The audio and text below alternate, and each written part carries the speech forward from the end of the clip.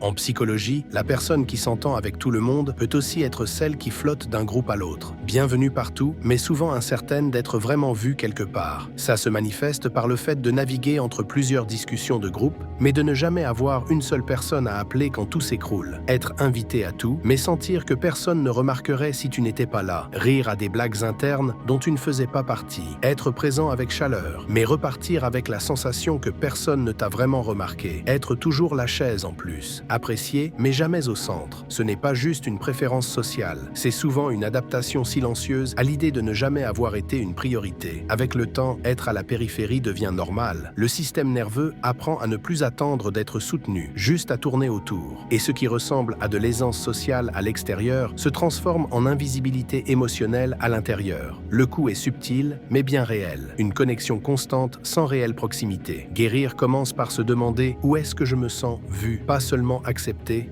c'est choisir d'arrêter de se faire petit.